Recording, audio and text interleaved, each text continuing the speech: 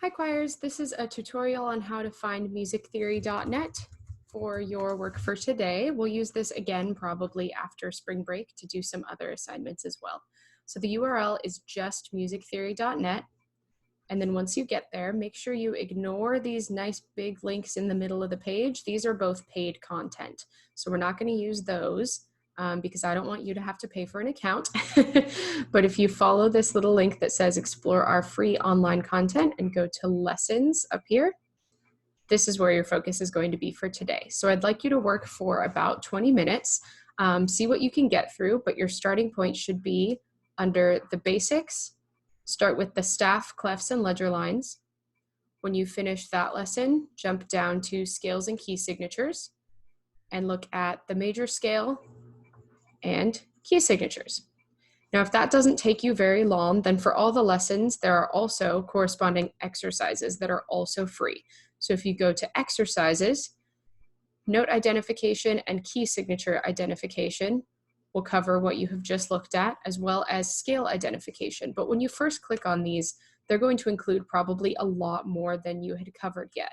But you can customize every exercise. So if you go up into, here, I'll move my little video. If you go up to the top right corner, you'll see the classic little settings gear, and it says customize this exercise.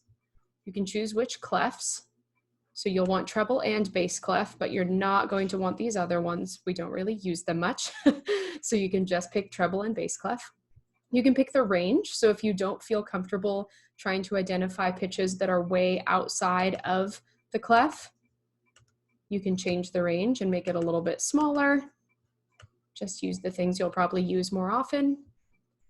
Positions, lines, and spaces. So this would be if you had only learned the lines or if you had only learned the spaces, but you'll have covered both, so you can keep that on lines and spaces. Key signatures, depending on how you felt about the key signature lesson, you could include all of them, which I think is what this is going to do, I hope, or it's going to include just C major for me, but you might have to go through and click all of these to get every key signature included.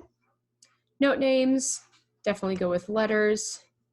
And that should be everything that you need to adjust here. So now it will give you any note name in the treble or bass staff, and you just select the correct note. So I've got a sharp in the key signature. It's an F sharp. That's a crazy key signature, but notice there's a natural down here. So it's just a G. And then if you get it wrong, let me just pick a random note. It just gives you this little red button instead of the green to tell you that you'd gotten it right. And it's tracking your score up at the top. And if you click up at the top, if you're feeling really like you don't know it, oh, it gave me the reveal answer option and then it went away.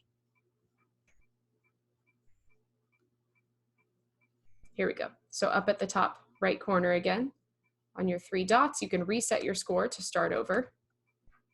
Or if you're really stumped on a question, you can reveal the answer or skip the question. So again, just spend about 20 minutes today sort of experimenting with musictheory.net in this lesson section and then in exercises. If you want a challenge, there are tons of them. If you want to move on to something different than the 2 or 3 things that I had told you to focus on, it is really up to you. I want this to be useful to you. So pick kind of whatever you want to look at. Thank you. Have fun.